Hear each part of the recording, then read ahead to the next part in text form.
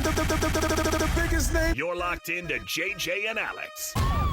With the insight and analysis on the teams you can't live without. Presented by G2G Bars. This is 97.5, the KSL Sports Zone.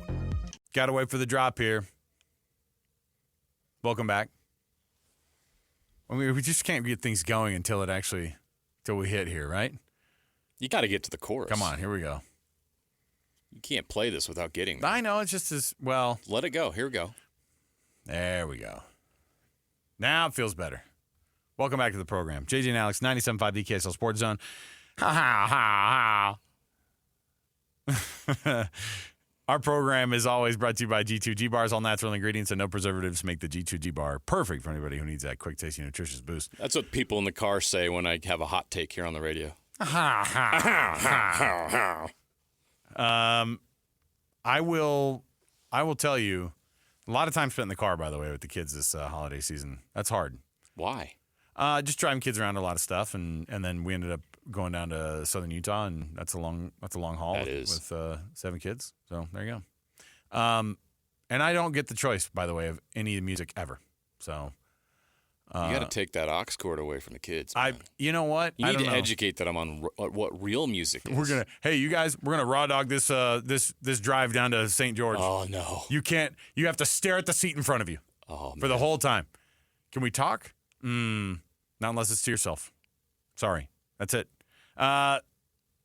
Let's kick off the program as we always do. We have all of our we document these things now because you might have other radio sports talk show hosts who will say their bold predictions and then they'll just walk away from them and pretend like they didn't happen if they did. It's like that bad gambling friend you have that tells you every time they win. They do not tell you all the times that they lose. All right?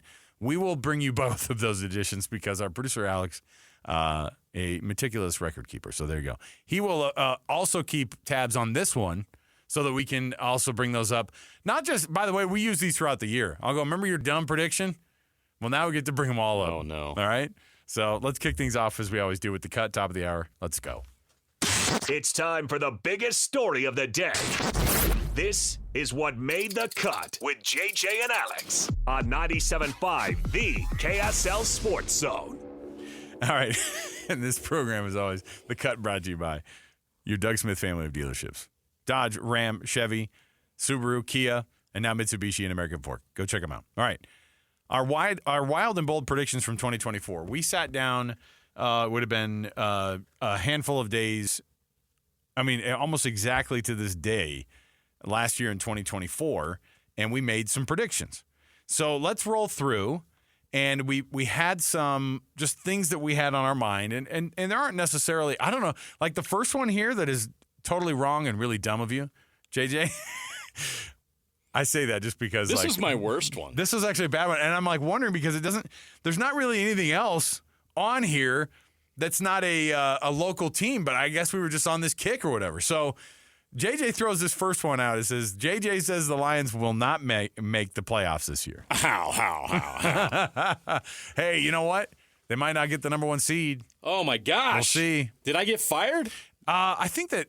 Is HR coming around the corner? Did you have to reveal this on the radio? I said that. Do you remember? I am an idiot. Wow. I don't remember. This has to be a record, though, right? Because they're going to be 14 wins. They're going to have 14 wins. If they lose against the Vikings, they'll have 14 wins and they'll be the 5 seed, and they'll be a wild card team with 14 freaking wins. They've already set the record for franchise wins in a season. Yeah. Sunday's night's game on KSL 5, by the way. Don't miss it. Of course it is. Sunday Night Football on NBC and KSL. The first time, it's the most wins ever in a single NFL game combined. 28 total wins by these two teams. Yeah. And yes, one of them's going to be the wild card team. Whoever loses is going to be a 14-win team on the road in a wild card game to open the playoffs. This game is so massive. Yeah.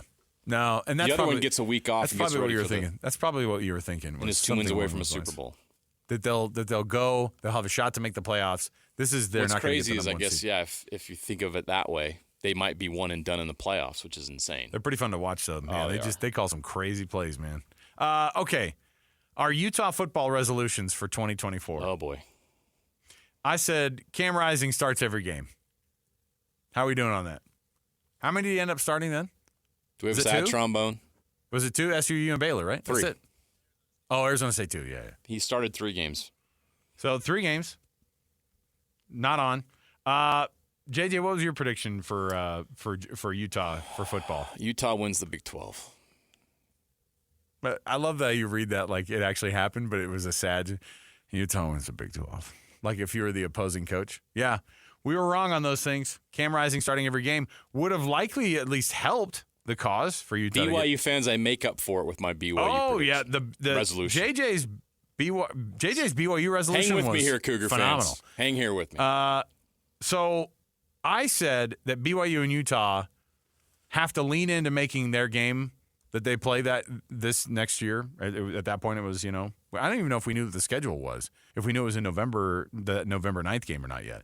But I said they had to make that BYU-Utah game back to what it was, that making it a big rivalry game, making it the premier rivalry game in the Big 12. Do you think we won on that one? No doubt. Yeah. That was... I mean, when you made that resolution, I believe that was the case, but today I do not. Right. I just wonder if they're... the rivalry game lived up to the hype. We could not have predicted... And it's back. We could have not have predicted the... You don't think Utah is going to be up for that game next year? You don't think that Keanu Tanavasa playing in a BYU uniform isn't going to take things to the next level? Ladies and gentlemen, the BYU-Utah rivalry is back. It's back. There you go. All right.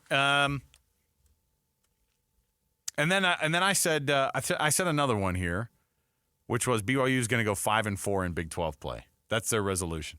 They bettered that by going 7-2 in Big 12 play. So not bad. JJ, here's your big reveal, man. This is when you got it all right. This was last year at this time, 1 year ago. BYU fans, I was a believer. I was a believer. Okay. What did I say? I want you to read it. 150 rushing yards per game. I don't know what the number ended up being. Do you remember what the actual number was? Oh, I got it right now. 161. They 161 yards per game. Okay. Rushing. 161 and per I said, game. if they do that, what would happen? They would be in the mix for a big title or a Big 12 title. It would be a bowl game, and then they would also possibly be in the mix for a Big 12 title game, which both things were also true. How in cool is one that? Foul swoop. So all those BYU fans that hate me, I got that right. Yep. Okay. All right. Let's go. Now let's do this. Let's go Utah football resolutions. Let's get to the Utah State ones real quick that we did. Yeah. Utah State. I said, and this was like right when they were having a pretty decent basketball season, right? And I said, win an NCAA tournament game because they had struggled to so much in their First time since 2001 they did that. And they won their tournament game. And then I said they'd win their bowl game. Now, to my credit, we weren't very far down the road of the weirdness that ended up derailing the entire season for Utah State for the football side of things. Didn't see that coming. So winning their bowl game, I thought was like just a very middle of the road kind of prediction for them. But nevertheless, there we are. All right. Oh, and then JJ, what was yours? Beat a former Pac-12 team in football. They had a chance at 3, and they went 0-3. They played Oregon State too, right? Washington State. Next year's Oregon State. No. No, they're not playing. That whole thing I forgot. out. Ooh, Awkward.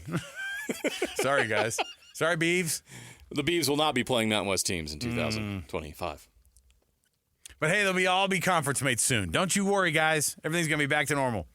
Okay, Utah football resolutions. What do you have, JJ? I'm going to write yours down here. How about score more than 7 rushing touchdowns in 2025? We got the bar's low.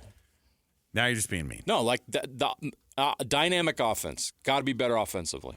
Okay. Be more productive offensively. I think that's a fair start. I'm not going to go all in on a win the Big 12, make the playoff. That's not where they're at. I actually went. You can't do any of that until you fix the offense. So I actually went. So I'll say, give me a number on the rushing touchdowns then. Because 7 How about 27 instead of 7? That's a lot. Devin Dampier had 19 by himself last year. Okay. You're not going to get 8 more from a running back? Give me a break. 27, that's a lot. 27 rushing touchdowns. Okay. I like it. So mine is actually that the Utes have a top 5 in the Big 12 in total offense. Okay? Wow. Yeah. Top 5 in the conference. Now, that's kind of middle of the road, but they are at the very, very, very, very, very that's bottom. top third. Right. That's good. And so, okay, top 5 Big 12 offense. Okay. What else for Utah football? Anything else? No, that's my resolution for Utah football next year. I know that's not sexy, but that's a start. Okay, for the Cougs in football, give us your New Year's resolutions here. Finish what they started, win the Big 12. Ooh, win the Big 12. All right. I'm going to say this is tough because I just think that they could go backward. Oh, for sure. They could go backward. We've seen it. And what happened to TCU after they made the national championship game in the Big 12? Okay, right? Here's what I'm going to do. I'm going to say if they're going to win the Big 12, Jake Retzlaff there's a good one. Has to throw 25 touchdowns and have at least 3,000 yards passing. Okay, boom. It's all down. It's down in stone now, all right? What were his stats this year? Should we throw those out? How much of an improvement would that be? Actually, you know what? It's a great improvement. Well, 2,947 yards passing, 20 touchdowns. How about a better touchdown to interception ratio? What was his? Is it 25 to 12? Is that what it was? 20 to 12. 20 to 12. Oh, okay, yeah. You know what? I'm up in it. It's okay. I'm gonna go 20. I'm gonna go 27 passing touchdowns, and I'm gonna say 3,500 passing. His QBR was 61.1 at 61st in the country. Very if he gets top 20, Very then BYU's going to have a nice year. Okay. All right, so there you go.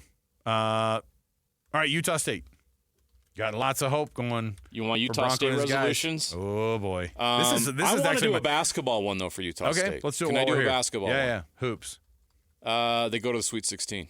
Whoa.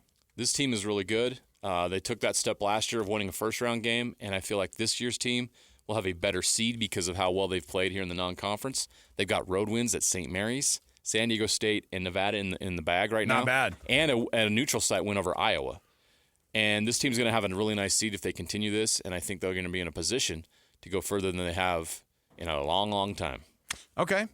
That's my Utah State. How about Bronco in his prediction. first year as the head coach at Utah State University? I think he'll do the same thing he did at New Mexico. I think he's got that much rebuilding to do. I think 5-7, maybe 6-6. Okay. I mean, getting to 6-6 would be a tremendous accomplishment year one. Okay. Maybe 6-6. I'm going to go. You ready for this? Yeah. Bronco wins 8 games in his first year. Mm-hmm. Wow. That's quite a resolution. There you go. He wins 8 games year one. Boom. You're going to have, you know why? Because why not? You've got all these teams that just kind of, why can't they do what the basketball team is doing? Just watched it. Georgia receiver just get hit in the face with the ball. To the Bulldogs? They're down 20-3 right now after they had a turnover right before the end of the half. This ball hits this young man right in the right in the old hands, and he dropped it. That was going to be their way of getting back into this thing. All right. So I'm going to say Bronco wins 8 games. All right. Okay. Year one. That's good. And that would be an incredible debut. Crew Wakely defensive MVP. There you go. I'll just say that for fun. Crew Wakely. Has he made his decision yet? Oh, I don't know. I just assume I really think he's going to end up Crew Wakely.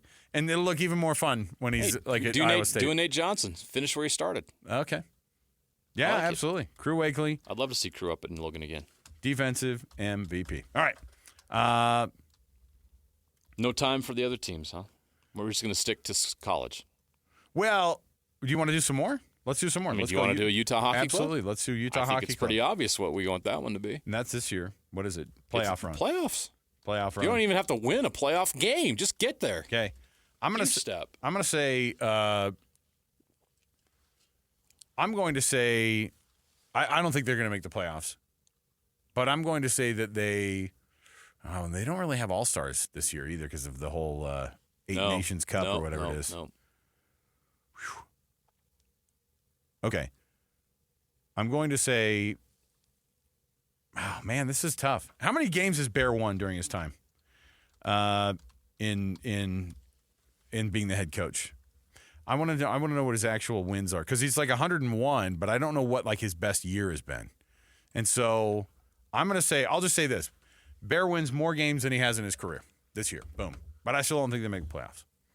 Okay, I'm pulling it up right now. How many's he got? Because this is his fourth season? This is his fourth season in the NHL. The most they've won was 36 last year. So 36 last year. They're almost halfway there. They've got 16 this year.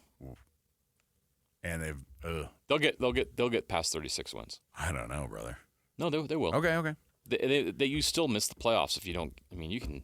No, I know. I'm just saying that, like, right now it's 16 wins and they're already. They're how a many games into 500 the season? team. I mean, if they're 500, considering a few overtime losses, they're still right around that 40 range. Okay. All right. I feel They'll get to the 40s. Feel better about it. And the Utah Jazz. Win the lottery. Get this thing moving forward.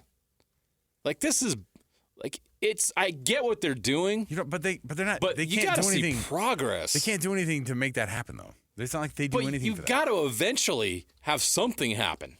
Something needs to happen. Okay, so you're going to say win lottery. I'm going to go different. I'm going to say land all-star free agent. Wow. Boom. Okay. Because they'll use their assets. JJ, we don't want to be sitting around on our assets. No. Okay? Nope. Let's get this thing going. And the Jazz got big assets. All right. That's a signal for us to take the break here. I got the eye roll from Alex, our producer. It's fine. At least you didn't get the dump. Probably should have on the last segment. No, that was totally legal. All right? That was totally legal. I think. We'll find out after the program. We'll come back. We've got more to go right around the corner. When we do return, we're going to roll out our winner of this week's Hero of the Week, courtesy of Hercules Credit Union. The Hercules Hero of the Week is next, and we're also going to roll out the top 10 stories as voted on by this brain trust of three guys who are doing a show. We came up with this list of what our top 10 local sports stories were this season, including actual rankings, plus some honorable mentions. So stay right here, 97.5 KSL Sports Zone. Your home for the best coverage of the Jazz, Utes, and Cougars is right here on The Zone. This is JJ and Alex, presented by G2G Bars on 97.5, the KSL Sports Zone. All right. Well, Georgia got a touchdown at least. 20-10 right now in the Sugar Bowl, the All-State Sugar Bowl. That was, of course, postponed from last night because of the terror attack down there in New Orleans. What just a weird story. Awful, terrible. And just one of those things that just kicked off the year with an absolute sour note. And having the game played today, the teams, of course, getting your preparations cut short and then having to kick it to the next day. And Notre Dame has showed up big time. 20-10 right now over Georgia with 6:36 left in the third quarter. So, and I'll just tell you, both teams don't look like – they look a little bit out of sync. I mean, Notre Dame's touchdowns were on a strip sack. Right after a strip sack, they had 6 yards to go, and they got a touchdown on that next play. And then they got the opening kickoff of the second half for a touchdown. So their 2 touchdowns came with 6 yards of offense. Both offenses have been not very good. Rough. Yeah. And Riley Leonard is running the ball like crazy because that's what his strength is, Notre Dame's quarterback. That's what he did at Duke. That's why they brought him in. He's not a great thrower.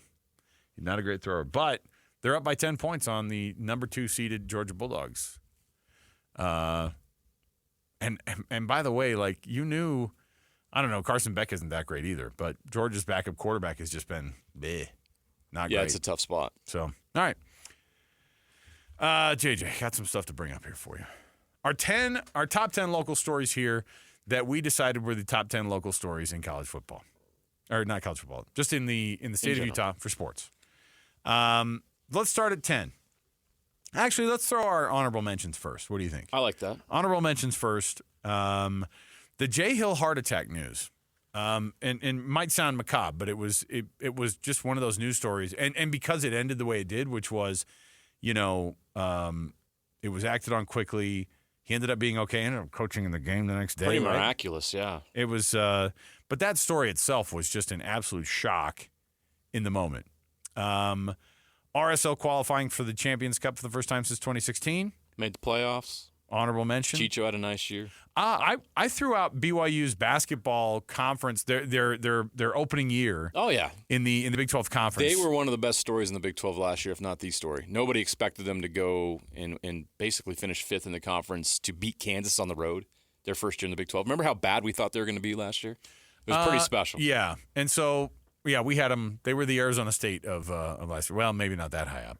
Right, but they certainly outperformed. They were the Iowa State of the Big 12. Got Mark Pope the job that he's in now, right? We'll get to that.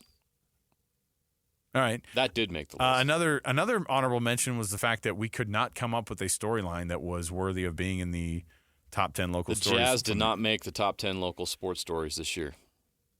I honestly, I'm not. This is not us trying to be mean. I'm trying to figure out what we could have done. They went big game hunting. I mean, you could say that the story was they went big game hunting and didn't come back with anything, but that's a non-story. The story was that there was no story. They drafted guys. They do that every year. That's not a story. They signed Larry Markkinen to a big contract, but yeah, of course they did. Like, that's not better. That's not bigger and more important and more substantial than the top 10 stories that we came up with. So, yeah, it's just crazy that the Jazz. It kind of makes sense though, right? Yeah, like, it's kind of the current state of the Jazz. It's just not. It's hard. This franchise is not. It's in a state of obvious rebuild, but it's not making headlines and it's not even in the conversation right now. Yeah, it needs to change. And I don't know if next year we're going to have some wild thing. Although if both you and if they win the lottery predictions, what was you have them winning the lottery? I have them landing an all-star free agent because those are the only ways the Jazz need to create some buzz some way, somehow. Yeah, they got to make some trades, man. They got to make some stuff happen. They've got to be interesting. Let's go. All right, let's start with number 10 then. Number 10, Utah State basketball beating TCU in the NCAA tournament. First time to get a win in the NCAA tournament since 2001. It was a special year last year. It was a great year. They won the regular season Mountain West title, if you remember, and it was no one had very high expectations because when Danny Sprinkle came in, they didn't have many guys that stayed, and the team was a bunch of kids that nobody heard of. He pulled some guys from Montana State, and they put this thing together, and it took off, and it was fun. And that team was a lot of fun, and they did something that no team at Utah State's done since 2001. And now that's continuing this year, and you kind of lump in the success from this year under a new head coach with what they did in the NCAA tournament. So, special year for Utah State basketball. By the way, how's Danny Sprinkle doing up at Washington? Do we know? Oh, the Huskies are 9-4 on the year. They are currently. They'll do well there. Hold on. They are currently now. They're 0-2 in conference play so far, so that puts them tied for 17th. So a little different spot there. Grass isn't always greener. Ooh, it's more purple though, and but the money is green. Yes, it is absolutely. Number 9. All the energy surrounding the Bees and their shifting of their stadium down to Daybreak, the building of a baseball stadium in Daybreak, that's a big deal, right? This is historically the significance of that, tied with the fervor for baseball that we have with Big League Utah and everything going on. Kind of a new era for baseball in our state that has a long history here.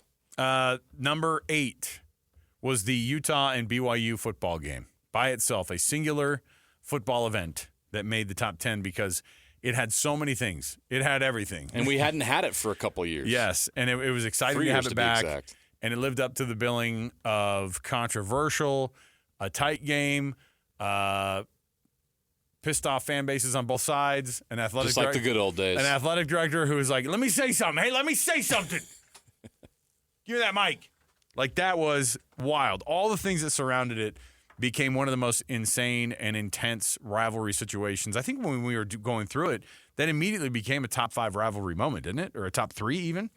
It was something crazy like that. Don't know if I can go there, but it's up there. I mean, it just at least reminded you of those days when we had those special games. So, yeah, it's going to go down in history. We're going to talk about it for a long time. It certainly joins the long list of great Utah BYU finishes.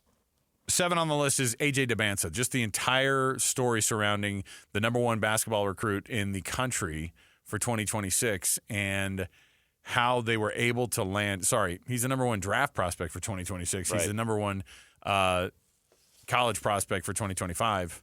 And he's just a guy that I think people look at and they go, oh, we've never seen something like this down at BYU. The money that came with it, the process of beating out blue bloods, legitimate blue blood programs because you were able to pitch Kevin Young and his program and everything that surrounded that. That's an insane story that thing happened. Just getting him is the insane story. If he goes on to become the player that everyone expects him to be, it's going to be even bigger. Yeah, I think it was cool. That was a lot. That was one of those that was like, that's a positive thing for this state. Lots of really good stuff. Now, we lumped a lot of stories from this same kind of theme into one number 6. Probably combined, it might end up being the most, maybe it was the most attention we paid to something. That's not true. Number 1 got all the attention from us, at least. Yeah, and for good reason. And it should. But the coaching changes that have happened this year in the state of Utah. Andy Ludwig resigning midseason. Lynn Roberts, obviously out of the blue, takes a WNBA job. Very successful program, and just like 3 games into the season, it's like, LA I'm going Sparks. to WNBA. We congratulate her. It was awesome. But it was sudden. Very sudden. And Bronco Mendenhall coming back to Utah State. That's coming crazy. to Utah State. Yeah. Coming back to Utah with the history he has here. We didn't see that coming until it happened. And just everything that comes with that. When Bronco comes there, then you saw also Jason Beck coming up to Utah and bringing a lot of guys from his staff there. The ripple effect of these coaching changes has been significant, Yeah. too. You look at the situation with Mark Pope. You know, you have one coach leave Kentucky, and then all of a sudden it has this ripple effect across the country. It was similar to Nick Saban leaving Alabama.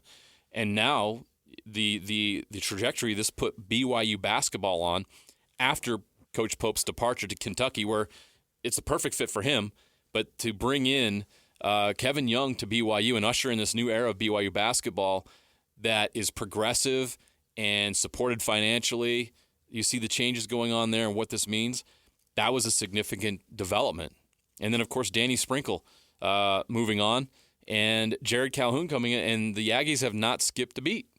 Yeah, it's those changes were a lot of coaching changes wild. this year around here. So number 6 and number 5 are very, very closely related as well, because this ended up being the biggest shift and it was the most drama. And I remember all of the things that had happened when it all broke and everything was coming down. Utah State firing Blake Anderson and Associate Athletic Director Jerry Bovee and another staff member, and the fallout that happened from that and what Utah State got themselves into after that whole thing, because then you're elevating a defensive coordinator who is brand new, and he's 33 years old, and Nate Dreiling becomes your interim head coach. By the way, speaking of Nate Dreiling, Arkansas State head coach now. So there you go. Defensive coordinator. Defensive coordinator. That's right. We were saying, look, he needs to get back on his feet when it comes to the defensive coordinating stuff. It's what he made his name with, of course, at New Mexico. And so Nate Dreiling at Arkansas State now as the defensive coordinator. The number 4 story, and we frankly could have put it up there pretty high from a mainstream standpoint. This was a huge one. We didn't see. I mean, you saw how crazy our counterparts of from a community impact. Yes, it's kind of like the B Stadium thing. That's probably more of a community impact story, and obviously the downtown stuff is all tied into that. But this is more community impact and instant, like, sports on the top of your tongue type of discussion. But go ahead with the 2034 Winter Olympics being named. That Salt Lake is the host of the city. Now, it was the worst kept secret ever. That's part of the way I think I couldn't have put it number 1 because it wasn't a shock. We expected this for not just this year, but the year before that. We kind of knew this was coming. The drawn out anticipation of making the announcement. Remember that night? We all pretended to be excited at 3 a.m. It was 3 a.m. and they just be like, "Oh my gosh, I can't believe it! I had no idea." We'd like to hear from the entire panel one by one. Yeah. Any other dignitaries want to come up here and say something? We would like to thank the people of Salt Lake City, especially Governor Cox, Mayor Mendenhall. And you're like, thank you. Can we get to the announcement? Nope. Wait an hour. Number 3 of the local top stories here in the sports world of Utah was Utah's football season. Everything that came with all of that. The things that were the absolute just bottom of the barrel feelings for Utah fans that they had not experienced in a long time. A program at a crossroads. Right. It'd be one thing if all their star players had moved on and they had to start from scratch. Well, you have Cam Rising coming back and Keith, but the Cam Rising thing never works out, and then you have the coach in waiting thing that comes out with yes. Morgan Scalley. Yes. The team underperforms, the offense stinks, Andy Ludwig departing midseason. We're waiting to see if Kyle Whittingham is going to keep coaching and all those things. A long list of stories all year long about this Utah football program and the hype that went into it and how it ended. It was a big story. Yep, 100%. And number 2 on the list is then on the flip side in terms of being shocked by what happened to a local team is BYU's football season. 7-2 in conference play, 11-2 on the season, beating a very good Colorado team in the Alamo Bowl in front of 8 million fans. Now we're finding out significant number for BYU fans. Obviously, that's the type of thing that you cannot pay that type of advertising for that type of attention that they got with that game, and that's what came with it. And the number 1 local sports story of the season or of the entire year of 2024, is, of course, that we got ourselves an NHL team here in the state of Utah, the Utah Hockey Club, and everything that came with that. The speed at which this thing was done. Ryan Smith and Ashley Smith and their whole team and their vision of how to pull this thing off. By the way, the hockey team wins for most accessible and most fun to have a conversation with. It's been fun. Right? Everything about it has been fun. Even when the team's struggling, we're still just in a glow that this is happening and how much fun it is and how enjoyable it is. It's just been it couldn't have been better. Yeah. No. I can't imagine a scenario where this could be better than it's played out. Just imagine outside where we of the were. team maybe winning a few more games. Just imagine where we were this time last year, which was talking about hockey the way we always talked about baseball, which is like, yeah, but maybe you got this domino that could fall, and maybe people start considering Utah. Remember last in 10 January, years? Alex, we talked about Yes. it. We would bring it up on the show. Keep an eye on this Arizona situation because at that point we knew that Ryan Smith had interest in the NHL. Right. And it's like, okay. We didn't know Gary Bettman and he became best friends during this whole process yet. So we heard about him meeting with Gary Bettman. It's like, what's that about? And then you start looking around the league and you start following a little bit more and you hear this rumblings out of Arizona that this team has problems. And they have a stadium issue and they have all kinds of other issues. And what is the league going to do about it? And a lot of people in the league were encouraging and hoping that they would move on or do something about the ownership. And you're thinking, well, this makes sense because we have a ready owner here that wants to bring hockey here, and he's been very public about it. And you have a situation going on in Arizona. Could this actually come to fruition? Little did we know that by March, those negotiations actually began, and that conversation and the things that needed to move actually started to go into place in March. And it's just crazy that in that short period of time, all this came together when we thought we'd have to wait 5-10 years because the NHL is not going to expand anytime soon. They have 32 teams. Mm-hmm. This was an opportunity, and for Ryan and Ashley Smith to be ready to strike and for the league to be willing to give them the chance to do it and for this to be a smashing success the way it's been, not just here in Utah, for the league. This has been big for the NHL. Right. The team has set sales records for sweaters and merchandise. Like, this has been a big deal for the NHL. This is a big deal for hockey, and people around the league are really excited about it. We've had them on the show. People that cover the league talk about how awesome this has been for the NHL. Yeah. Well, it was the biggest story that we were able to cover this year, and it was insane how quickly it went down. But I'll just remind people, too, weird things happen, and baseball could be here in our backyard before you know it, too. There's another Arizona team that has a stadium issue in 2028. I'm just saying. Is their owner as much of a weirdo as their owner has publicly said, I might have to move this team. You always love that threat. He used the word sell. Oh, okay. And he's pressing people in Arizona because of what just happened with the hockey team. Oh, of course. But he's also pressing the people of Utah who have all the money to be able to possibly buy a Major League Baseball team from him. So let's go. Let's do it. Oh, my goodness. Hey. Stay tuned. It might happen. It's exciting. It's exciting. The hockey team being here has just been an awesome part of our year as well and all the coverage. Okay. You can nominate the youth sports volunteer that you know for the Hercules Hero of the Week. Do what another great listener did and nominate a winner for the Hercules Hero of the Week. You just go to KSLSports.com/contests and you tell us about those youth sports volunteers that just do a phenomenal job in your neighborhood. Somebody who goes without recognition. That's not why they volunteer. They don't want the recognition. They do it because they love their kids. They like their coaches. They like to do all of these things. And so that's the reason that they do what they do. And you can actually nominate that youth sports volunteer with the Hercules Hero of the Week, KSLSports.com/contest. This week's winner, Erica Lundahl. Erica Lundahl is the winner. She was nominated by Mandy Payant, who says this. Erica and her husband run Top Sports in Cache Valley. If you're a Cache Valley person, you know what Top Sports is. A sports organization for kids with special needs.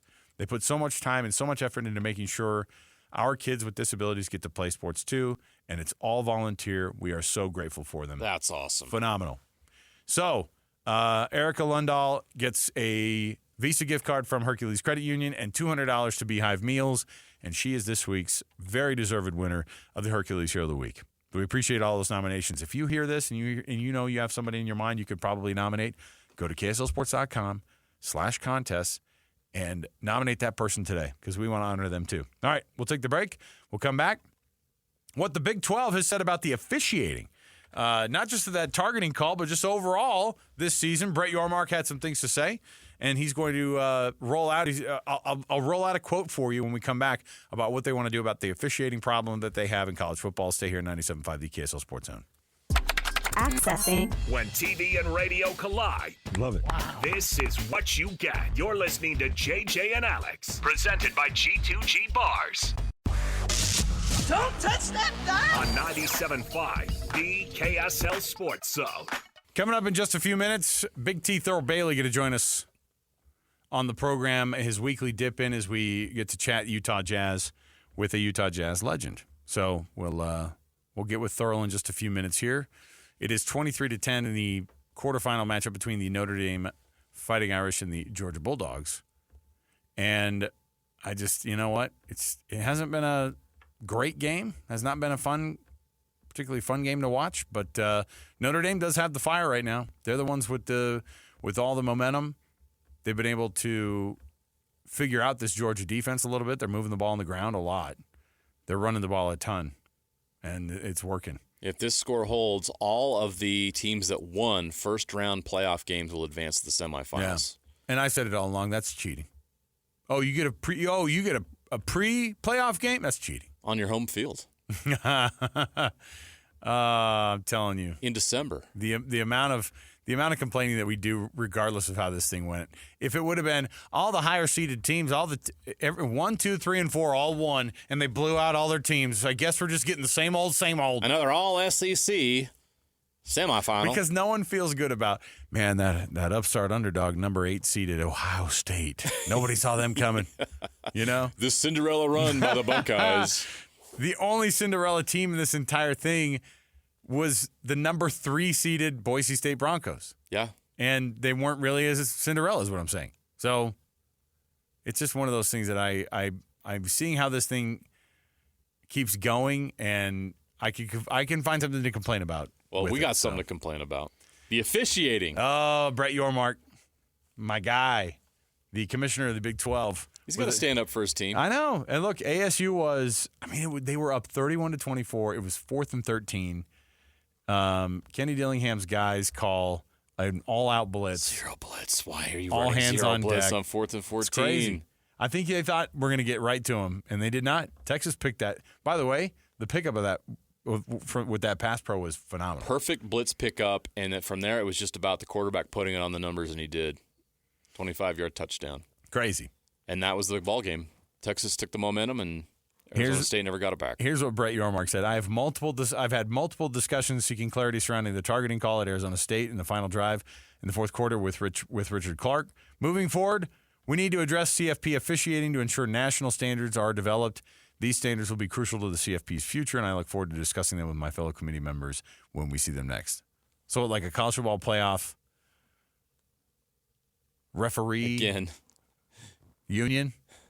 What are we looking at? Every problem we have right now when it comes to college football is because there's a lack of unity in the game. You have these teams in these conferences, and the conferences have their own agenda, and not everyone's on the same playing field. Some teams play 9 conference games, some play 8. It's just there needs to be, I think if we're going to have this college football playoff, we're going to have NIL, we're going to have these players getting paid, you're going to have to just break it off and start like an organization with a commissioner.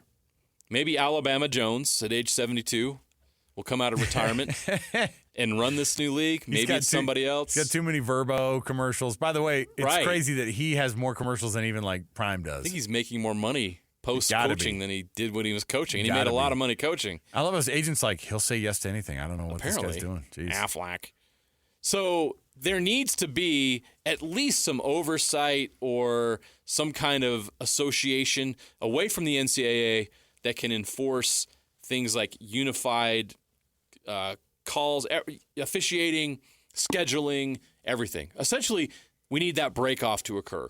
Let's just stop pretending that this is different, that this is about academics, that this is a collegiate pursuit, this is amateur athletics. It is not. It is minor league football. Break off and make it that. And then you can have these uniform changes made that are for the entire game, like the NFL. Because that's what it's becoming, is a mini NFL. Yeah. Yeah, and if we're going to be that serious about it, then the officiating has to be less of a question mark. So All right, we'll take a break. We'll come back. When we do, Big T Thurl Bailey going to join us next, TV analyst for the Utah Jazz and the SEG network of entertainment. They are absolutely blowing the doors off of this thing, by the way. SEG does a phenomenal job, and I think that Thurl does a phenomenal job. And mostly his outfits. He shows up Dilemma, by the way. Oh, you can't beat Thurl. And Alema's great. Alema's got his an game's on excellent point. suit game, but you're not going to beat Big T. We're going to ask Big T all the questions about the Utah Jazz that we have that you may have as well. So stay with us, 97.5 the KSL Sports Zone.